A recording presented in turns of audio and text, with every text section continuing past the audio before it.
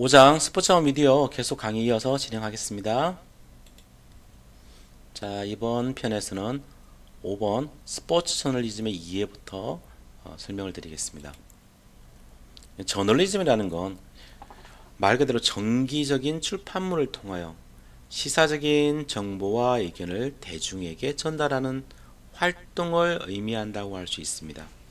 넓게는 비정기적인 것, 비인쇄물에 의한 것, 단순히 오락, 지식 등을 제공, 전달하는 경우도 포함해서 모든 대중 전달 활동을 의미하는 것이 저널리즘입니다.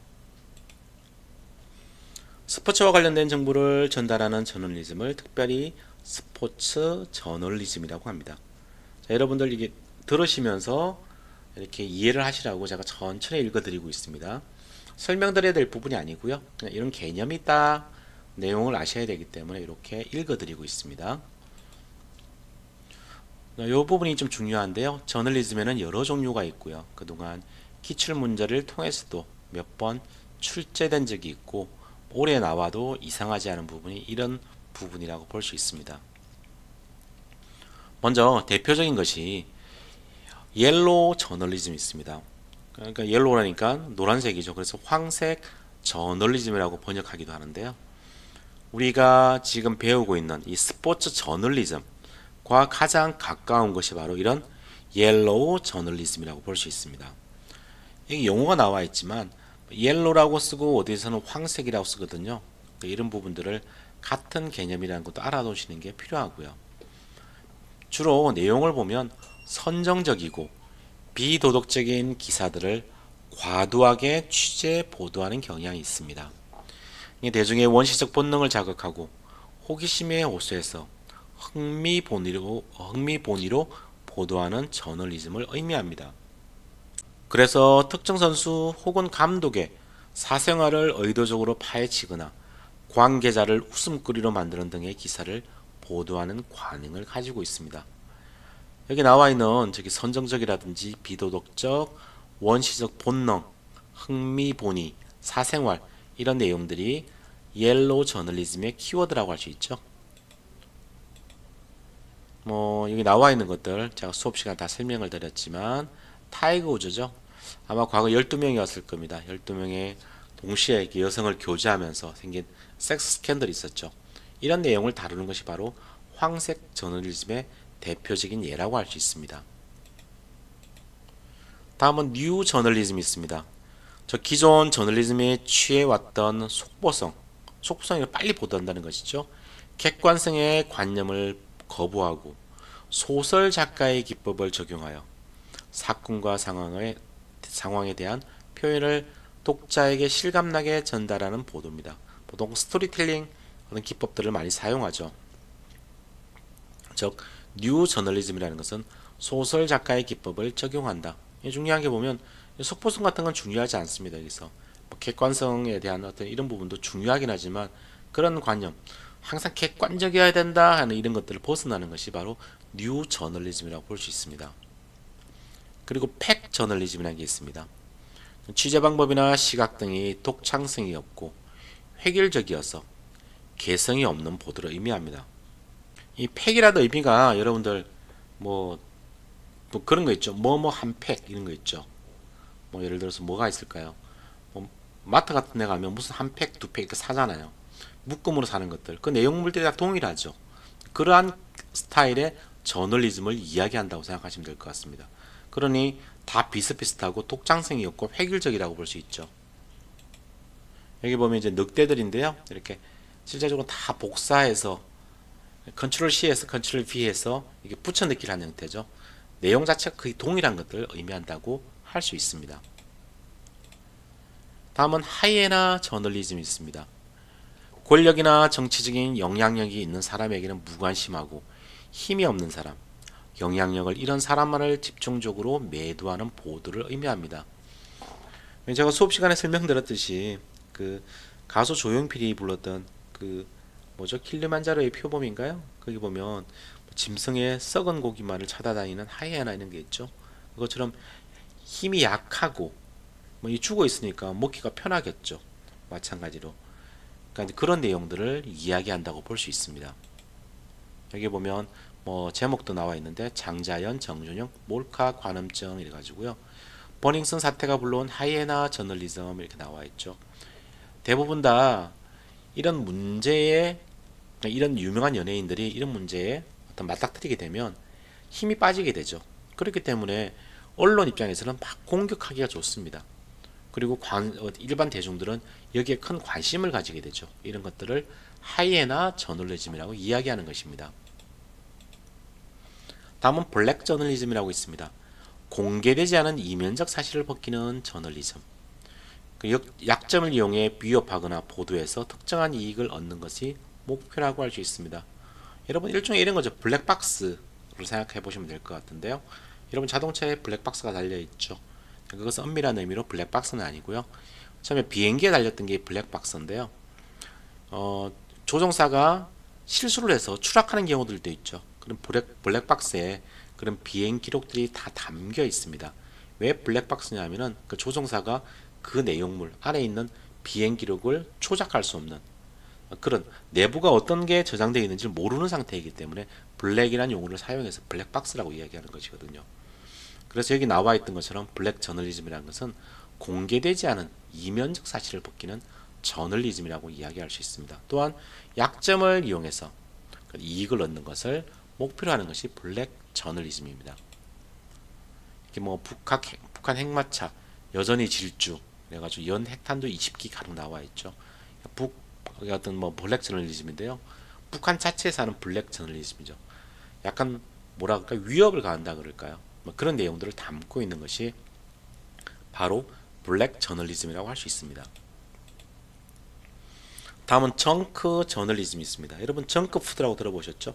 쓰레기 음식이라는 뜻이거든요. 일종의 그러니까 저널리즘인데 이것도 저널리즘이긴 하지만 쓰레기라는 뜻입니다. 쓰레기 저널리즘 이렇게 생각하시면 될 것 같습니다. 그대 미디어 그룹의 언론시장 독점으로 오로지 언론사의 이익 창출에 기여하는 저널리즘을 이야기합니다. 언론의 공공성과 공익성을 오염시키는 결과를 초래하기도 합니다. 그리고 이제 몇 가지가 나오는데요. 뭐 이런 것들도 이 사회학 시험 문제가 과거에 나왔던 것들을 토대로 하겠지만 좀 더 범위를 넓혀가는 방식을 사용하고 있기 때문에 이런 용어들도 있다 정도를 구분하시면 될 것 같습니다. 포토 저널리즘이 있죠. 말 그대로 사진을 통해서 보여주는 것들이고요. 퍼블릭 저널리즘이 있습니다. 이것은 말 그대로 취재원을 다양화하는 방식들을 사용하는 것이죠. 뭐 일반인들을 사용한다든지 아니면 그 뭐라 그럴까요? 뭐 흔히 얘기하는 아줌마 취재원을 사용한다든지 이런 것들을 이야기한다고 할 수 있습니다. 그리고 비디오 저널리즘이 있습니다. 보통 과거 같은 6mm 카메라 되게 조그맣죠. 한 손에 들 수 있는 것 그런 걸 통해서 기동성을 높여서 취재하는 방식을 비디오 저널리즘이라고 이야기합니다. 다음은 PD 저널리즘입니다. 보통 기자가 무엇을 취재하게 되죠. 하지만 이거는 PD 자체가 스스로가 나서서 이런 것을 해나가는 그런 방식을 PD 저널리즘이라고 그러고요. 다음으로 하이퍼 저널리즘이라는 게 있습니다. 조금 생소한 용어일 수 있는데 오락만 존재하고 정보 자체가 존재하지 않는 것을 하이퍼 저널리즘이라고 이야기합니다. 여기 나와 있는 이런 저널리즘은 구체적으로 어떤 개념을 아는 것도 중요하지만 다른 저널리즘과 구분하는 게 필요합니다. 문제가 나온다 그러면 이런 식이거든요. 보기를 주고 다음이 설명하는 스포츠 저널리즘은 해서 거기 나와 있는 내용들 있죠. 그런 것들 예를 들면 어떤 스포츠 스타가 있었는데 어떤 문제로 이렇게 좀 공공한 상황에 처했는데 그걸 집중적으로 보도하는 그런 저널리즘이 있다. 그러면 그것은 무엇을 의미하는가 하면 우리가 하이에나 저널리즘 이렇게 할 수 있는 것이죠. 이런 식으로 내용 자체를 구분하는 그런 역량이 필요한 부분이 이런 저널리즘의 종류에 대한 부분이라고 볼 수 있습니다. 다음은 우리가 저널리즘 혹은 미디어에 관련해서는 보편적 접근권이라는 용어가 있거든요. 이것은 상당히 중요한 개념입니다. 하나 살펴보면요. 국민적 관심이 되는 체육 경기 대회를 시청자가 무료로 시청할 수 있도록 보장하는 권리를 의미합니다. 국민적 관심 있는 체육 경기 대회는 보편적 접근권 보장위원회의 심의를 거쳐서 방송통신위원회가 고시됩니다. 이게 중요한 게 국민적 관심 있는 체육 경기 대회 있죠. 이것들은 딱 정해져 있는 것은 아닙니다. 딱 뭐 어떤 올림픽은 해야 된다, 뭐는 해야 된다 정해진 건 아니고요. 여기 나와 있는 것처럼 심의를 거쳐서 이렇게 결정할 수 있게 되어 있습니다. 그리고 국민 관심 행사에 대하여 국민 전체 가구 수 중 방송통신위원회가 고시하는 비율 이상이 시청할 수 있는 방송 수단을 확보해야 됩니다. 그래서 보통 우리가 얘기하는 공영방송이나 이런 방송들 위주로 많이 방송하죠. 케이블 TV 같은 경우는 뭐 어느 정도의 시청률이 확보가 돼야 되기 때문에 이런 것들을 따내기가 좀 어려운 부분이 존재합니다. 다음으로 정당한 사유 없이 국민적 관심 있는 행사를 실시간으로 방송하지 아니하면 안 된다는 것이죠. 그리고 정당한 사유 없이 중계방송권의 판매 또는 구매를 거부 또는 지연시켜서는 안 된다는 것이죠. 이 보편적 접근권이라는 건 말 그대로 우리 국민 모두가 보편적으로 접근할 수 있는 권한을 국민한테 줘야 된다는 것이죠. 특히 국민적 관심이 있는 스포츠 행사 같은 경우는 더더욱 그러하다는 것이고요. 다음은 미디어와 스포츠의 상호관계입니다. 이 부분이 상당히 중요한데요. 한마디로 얘기하면 공생관계라고 볼 수 있습니다. 제가 미디어와 스포츠는 한 이불을 덮고 자는 부부와 같은 관계라고 설명을 드렸습니다. 함께 살아가는 그런 존재죠. 서로 도움을 주는 그런 관계라고 볼 수 있습니다. 먼저 미디어가 있고요. 다음은 스포츠가 있습니다. 자, 미디어가 스포츠에 어떠한 영향을 미치는지 살펴보도록 하겠습니다. 첫째가 스포츠 인구 증가에 기여하게 됩니다. 왜냐하면 대중의 관심을 증대시키기 때문에 그렇죠. 충분히 이해할 수 있는 부분이죠. 다음 경기 환경의 변화가 일어납니다. 규칙이라든지 일정이라든지 사용하는 용구 그런 것들이 바뀔 수 있습니다. 규칙 앞에서 이제 설명드렸던 부분이 있죠. 그런 부분들을 함께 생각해 보시면 되는데요. 24초 룰이 만들어진다든지 스포츠 경기를 여러분들 올림픽 같은 데 하다 보면 좀 뜬금없는 시간에 하는 경우들 많이 있죠. 예를 들어서 밤 늦게 한다든지 아침에 너무 일찍 한다든지 그런 경우 있죠. 해외에서 하는 경우들이 많이 있는데 그런 것들은 어떤 미디어가 가진 영향력 때문에 그렇습니다. 예를 들면 올림픽을 한다 그러면 미디어 측 입장에서는 많은 사람들이 보기를 희망할 것이고요. 그리고 그게 광고를 내는 기업 입장에서는 많은 사람들이 봐야만 어떤 광고의 어떤 효과를 낼 수 있겠죠. 그렇기 때문에 그런 사람들이 맞춰서 일정들이 바뀔 수 있는 것이고요. 용고 같은 것도 마찬가지입니다. 예를 들어서 어떤 그 녹색 골프공이 있다고 생각해 보시면 잘 안 보이겠죠. TV 화면에 잘 안 잡히겠죠. 그렇기 때문에 이런 것들도 하얀색으로 만들어서 눈에 잘 띄게 만드는 것이거든요. 세 번째로 스포츠 기술의 향상이라고 볼 수 있습니다. 중계 기술 및 영상 장비 발달로 비디오 판독이 가능해지고 있죠. 이것도 상당히 중요합니다. 여러분들 도마라든지 혹은 요즘은 그 피겨스케이팅 얼마 전에 올림픽을 했었는데요. 이런 것들도 과거에는 보여주지 못한 이렇게 탁탁탁 돌 때 이렇게 착착 여러 가지 화면으로 컷해서 보여주는 거 있죠. 그런 것들이 여기에 포함된다고 볼 수 있습니다. 그를 통해서 스포츠 기술이 향상될 수 있겠죠. 그럼 무엇이 잘못됐는지 파악할 수 있기 때문에 그렇습니다. 네 번째로는 스포츠의 상업화가 있습니다.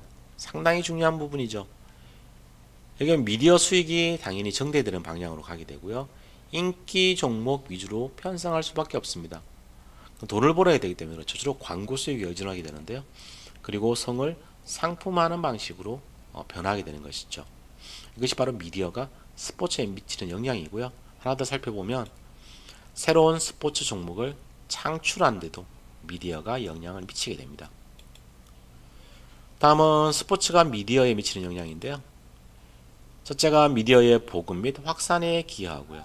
그래서 대중의 주목을 받는 스포츠가 될 수 있는 것입니다. 다음으로는 미디어 기술의 발달이 있습니다. 즉 중계기술 발전에 기여하게 되는 것이고요. 스포츠 관련 다양한 방송 포맷도 개발할 수 있습니다. 다음은 미디어에다가 콘텐츠를 제공하기도 합니다.